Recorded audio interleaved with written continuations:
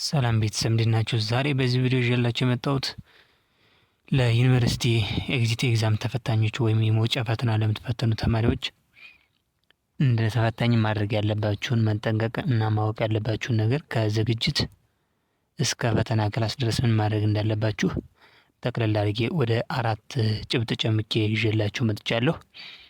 አሁን በቀጥታ ወደ እነሱ ነው የማልፈው። ወደ 4ቱ ቲፕ ነው የማልፈው። በተለይ ደግሞ አራተኛውና የመጨረሻውን በደንብ አጽንኦት እንድትሰጡትና እንድታሰምሩበት እፈልጋለሁ።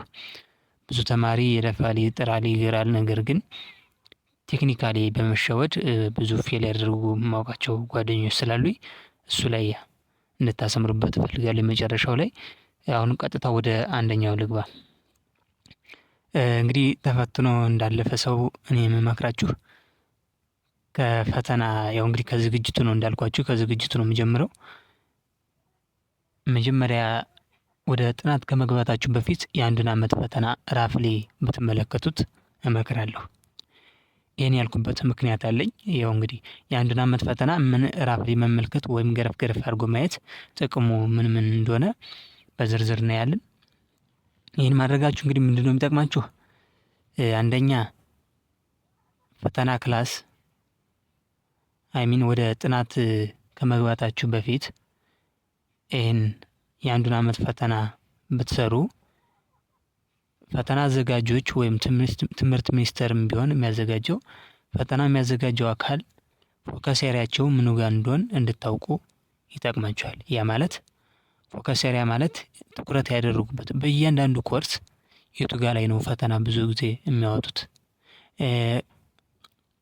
ስለዚህ ፎከስ የሚያደርጉበትን ቦታ ታውቁታላችሁ። አንደኛ ለዚህ ይጠቅማል። ሁለተኛ ደግሞ ራፍሊ መመልከት ወይም ፈተናውን ማየት የሚጠቅማችሁ ፈተናው በምን ያክል ዴፕዝ ነው የሚያወጡት። ያ ማለት ዲፕሊ ገብተው ነው ፈተናው የሚወጣው ወይስ ራፍሊ ከላይ ሃይላይትሊ ነው የሚለውን እንድታውቁ ይረዳችኋል። ስለዚህ ከጥናት በፊት አንድ ዓመት ፈተና መመልከታችሁ ጥቅሙ እነዚህ ሁለቱን ነው። አንደኛ የቱ ጋር ላይ ነው ትኩረት የሚያደርጉት፣ ሁለተኛ በምን ያክል ጥልቀት ነው ፈተናው የሚያወጡት፣ ሃይላይትሊ ነው ዲፕሊ ነው የሚያወጡት የሚለው እንድታውቁ ይጠቅማችኋል። ይህን ካደረጋችሁ በኋላ እንግዲህ ሁለት ነገር ይዛችሁ ነው የምትገቡት ወደ ጥናት ማለት። ወደ ሁለተኛው ስናልፍ ፎከስ ኤሪያችሁን ታውቃላችሁ፣ በምን ያክል ዴፕዝ ማጥናት እንዳለባችሁ ታውቃላችሁ። ወደ ሁለተኛው ስናልፍ ስታጠኑ እንግዲህ ተፈትኖ እንደሚያውቅ ሰው እኔ የ4 ዓመት ፈተና አይቻለሁ። የ2015 መጀመሪያ አካባቢ ኤግዚት ሲመጣ የተፈተኑት 2016 እሱንም አይቼዋለሁ። 2017 ጥር ላይ የተፈተኑትንም አይቻለሁ። 2017 ሰኔ ላይ ደግሞ እኛ የተፈተነው ነው። የ4ቱን ዓመት ፈተና እንዳየ ሰው ፈተናው ሃይላይትሊ ነው። እንግዲህ ወደ የቀጣዩን አላቅም፣ ግን ከዚህ ተነስተን ነው ብዙ ጊዜ እንደምታውቁት መውጫ ፈተና መግቢያ ፈተና ምንም የተለየ ነገር የለውም። እንትኑን ነው የሚቀይሩት፣ በዛ ተመሳሳይ ፍለው ነው የሚያወጡት ፈተናውን። ስለዚህ ማንበብ ያለባችሁን የምመክራችሁ ሃይላይትሊ በቃ ሜን ፖይንቱን ብታነቡ ሞር ተጠቃሚና አትራፊ ትሆናላችሁ። እንግዲህ አስቡት 10 ምናምን ኮርስ ነው የምትፈተኑት። ከ13 እስከ 16 ባለው ኮርስ ነው፣ በየዲፓርትመንቱ ይለያያል። ከዛ 10 ምናምን ኮርስ ውስጥ እንግዲህ ማክሲመም ደግሞ 100 ጥያቄ ነው። 100 የማይሞላ የሚፈተኑ ዲፓርትመንቶችም አሉ። አስቡት እንግዲህ ከ10 ምናምን ኮርስ 100 ምናምን ጥያቄ ምን ሊሆን እንደሚችል አስቡት። ስለዚህ ስታነቡ አትሸወዱ። ሃይላይትሊ ነው ማንበብ። ዲፕሊ ከማንበብ ይልቅ ሃይላይትሊ አንብባችሁ ሽፋን በቃ አንድም ኮርስ ሳትተው ሽፋን ብቻ ብታደርጉ ሞር ተጠቃሚ ትሆናላችሁ። ስለዚህ መጀመሪያ ላይ አንደኛ ላይ የነገርኳችሁ አለ አይደል፣ ፎከስ ኤሪያችሁን ስተዲ ዴፕዛችሁን አውቃችኋል መጀመሪያ አንዱን ዓመት ፈተና ስታዩ። ስለዚህ በዛ መሰረት በዛ ልክ ባያችሁት ፎከስ ኤሪያ ልክ ባያችሁት የፈተና ጥልቀት ልክ በቃ ራፍሊ እና ሃይላይትሊ ሽፋን መስጠት። ከዛ በኋላ ሌላ ምን የሚባል ነገር አለ? ብሉፕሪንት አትሸወዱ። ብሉፕሪንት ብሉፕሪንት የተዘጋጀው 2015 ብቻ ነው። ከዛ በኋላ አፕዴት እና አፕግሬድ አልሆነም። ስለዚህ ብሉፕሪንቱ ጋር ምን ይላል? አሁን 10 ምናምን ኮርስ አለ ብያቸዋለሁ። ከዛ ውስጥ ያዘጋጁት መጀመሪያ ዓመት ላይ አንዱ ኮርስ 9 ጥያቄ ይወጣበታል ብለዋል። አንዱ ኮርስ 3 ጥያቄ የሚወጣበት አለ ብለው እንትን ያሉት አለ። ነገር ግን በየአመቱ ይለያያል። ዘንድሮ 9 ጥያቄ ያወጡበት ኮርስ ቀጣይ እሱ ጋር ላይ 3 ጥያቄ ይወጣል። 3 ጥያቄ ይወጣበታል የተባለው ላይ ደግሞ 9 ጥያቄ ይወጣል። ስለዚህ በዛ ዲፔንድ እንዳትሆኑ። ለምሳሌ 9 ጥያቄ ይወጣበታል ብላችሁ ብሎ እሱ የደመደመበት ብሉፕሪንቱ የደመደመበት ኮርስ ላይ ብቻ ቸክላችሁ እኔ 9 ጥያቄ ከሰራው ምን ለምሳሌ ያኛው ላይ 9 ነው፣ እዚህ ላይ 3 ነው፣ ከ12ቱ 9 ከመለስኩ ምን አገባኝ ብላችሁ ያኛውን ኮርስ እንትን እንዳትተውት። ስለዚህ ሁሉንም ኮርስ ሃይላይትሊ ሽፋን ማድረግ በየአመቱ ቢያዛሉ ፈተናው የሆነ ጊዜ እዚህኛው ላይ ጫን ይላሉ፣ የሆነ ጊዜ እዛኛው ላይ እንትን ስለሚሉ ስለዚህ ብሉፕሪንት ባትከተሉ እመክራለሁ።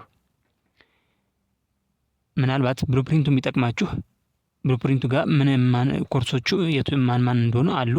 እነሱን ኮርሶች ለመለየትና በቃ ሁሉንም ኮርስ ሽፋን ማድረግ እንዳለባችሁ ለዛ ብቻ ነው የሚጠቅማችሁ እንጂ በዛ በተባለው ብሉፕሪንቱ ጋር በሚለው ጥያቄ ልክ ላይመጣ ይችላል። ስለዚህ በዛ ልክ እንድታነቡና እንድታጠኑ ነው። ወደ 3ኛው ሳልፍ ያው ብዙ ጊዜ እንደምታውቁት ያው እየተፈተናችሁ ነው የመጣችሁት። የዩኒቨርሲቲ መግቢያ ፈተና ተፈትናችኋል። ስለዚህ ብዙ ጥያቄ መስራት ነው እንግዲህ እንደተፈታኝ የሚጠበቀው ብዙ ጥያቄ መስራት ነው። ሞዴልም አለ ኤግዛም እያልኳችሁ ቅድም ያልኳችሁ ከ2015 እስከ 17 ያለው 4 አመት አለ። 4 አይነት ፈተና አለ።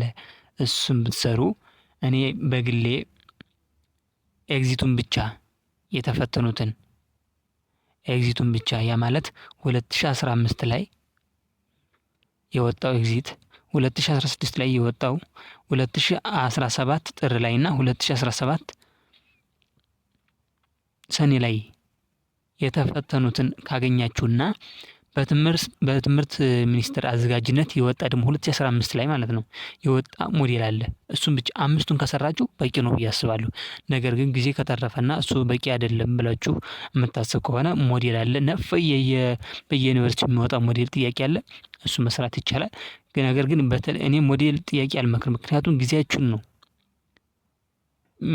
የሚያቃጥልባችሁ። በጣም ከባድ ነው የሚያወጡት ጥያቄ ጊዜያችሁን ስለሚያቃጥል ያኛውን ከሰራችሁ የፈተናው ጥልቀትም በዛ ልክ ስለሆነ እሱን እመክራችኋለሁ። ሌላው እዚህ ላይ የረሳሁት ነገር ከሁለተኛው ላይ ስታጠኑ የምታጠኑት ፒዲኤፍ በየዩኒቨርሲቲው መለቃቀም አለባችሁ። ያ ማለት ምጥን አድርጎ አንዳንድ ዩኒቨርሲቲዎች ምጥን አድርጎ ያወጡታል ለኤግዚት ብቻ ተብሎ ፎር ኤግዚት እያሉ ያወጡት ፒዲኤፍ ስላለ ጥርጥር ያለ ማለት ነው ያልተንዘባዘበ ፒዲኤፍ ስላለ በየዩኒቨርሲቲ እየለቃቀማችሁ እሱን ብታነቡ እመክራለሁ። አንዳንዱ ዩኒቨርሲቲ ደግሞ ዝብዝብ አድርጎ በቃ የፈተና የክላስ አለ ቴስት የምትፈተኑት እነዛ ዲፕ እየገቡ ያወጡት ፒዲኤፍ አለ ወይም ያዘጋጁት እሱ ጊዜያችሁን ስለሚያቃጥል በየዩኒቨርሲቲው የተለቃቀመ በቃ ጥርጥር ያለ ስላለ እሱን ብታነቡ እመክራለሁ። ወደ 4ኛው ሳልፍ እና መጀመሪያ ላይ ያስጠነቅቋችሁ ፈተና ክላስ ያው መጠንቀቅ ያለባችሁ በተኖች አሉ። ያው እንግዲህ ኮምፒውተር ላይ ነው የምትፈተኑት በኦንላይን ስለሆነ እንደ ክሊር ማይ ቾይስ የመሰለ እንደ ፍላግ የመሰለ በተኖች ስላሉ እነሱን በመሳት እንዳትሸወዱ። ክሊር ማይ ቾይስ ማለት እንግዲህ ምንድነው? በየጥያቄው ከስር ነው የሚገኙት። መሰረዝ ለምሳሌ 5ኛ ጥያቄ ብላችሁ አልፋችሁት በኋላ ቼክ ስታደርጉ መልሱ ዲ ሆኖ ብታገኙት ለመሰረዝ ምን ማድረግ አለባችሁ? ክሊር ማይ ቾይስ ማለት አለባችሁ። ክሊር ማይ ቾይስ ሳትሉ ኤ የነበረውን ዲ ብትሉት ማርክ ያደርገዋል ዲን። ነገር ግን ሄዶ የሚገባው መልስ ሲስተማቸው ላይ ሄዶ የሚገባላችሁ መልስ የመጀመሪያው ነው። ስለዚህ ክሊር ማይ ቾይስ ማለት እንዳትረሱ፣ እንደ ማሳሰቢያም ነው የምናገረው፣ እንዳትረሱ። ሁለተኛው ደግሞ በተን ፍላግ የሚባል አለ። ከጥያቄው ፊት ለፊት ማለት አንደኛ ጥያቄ ከሚለው አጠገብ ነው የሚገኘው። ፍላግ ማለት ደግሞ ያው በወረቀት ስንፈተን በፊት የከበደን ጥያቄ ወይም በኋላ መስራት የምንፈልገውን ጥያቄ ምልክት አድርገን እንደምናልፈው ሁሉ ፍላግ ማለት ደግሞ እንደዛ ነው። ማርክ ያደርግላችኋል በኋላ መታችሁ ቼክ እንድታደርጉት። ፍላግ አድርጋችሁ በኋላ ሰሚት ብትሉት ምንም እንዳልተሰራ ነው የሚልከው። ስለዚህ ፍላግ ያደረጋችሁትን ማርክ ክሊር ማድረግ እንዳትረሱ፣ ፍላግ የነበረውን ማስለቀቅ እንዳትረሱ። እነዚህ እንላችሁ ነው። አራተኛውን በተመለከተ ክሊር ማይ ቾይስ እና ፍላግን በተመለከተ እንዴት እንደምታደርጉት ያው ዩኒቨርሲቲ ውስጥም ትሬኒንግ ወይም ስለምትፈተኑ ሞዴል ያኔ ታዩታላችሁ። ያኔ ደግሞ ኬርለስ የሆነ የሚያሳይ ቴክኒሻን ከገጠማችሁ እኔ በግሌ ቪዲዮ እሰራለሁ። እሱን በተመለከተ ክሊር ማይ ቾይስ እና ፍላግን በተመለከተ አንድ ቪዲዮ አዘጋጃለሁ። እሱን ከፈተና በፊት አዘጋጃለሁ። እሱን ታያላችሁ። ለዛሬ ይዤላችሁ የመጣሁት ቪዲዮ ይሄ ነበር። እንግዲህ ቪዲዮ አሪፍ ነው ካላችሁ በየጊዜው ይህን የመሳሰለ ቪዲዮ እንዲደርሳችሁ ሰብስክራይብ ማድረግ እንዳትረሱ። ቪዲዮ አይነፋም ካላችሁ ኮሜንት ችግሩ የቱ ጋር እንደሆነ ተጽፉልኝና ሌላ ጊዜ ሲሻሻል ወይም አፕዴት ሳደርግ ሰብስክራይብ ታደርጋላችሁ። አመሰግናለሁ። ባይ ባይ።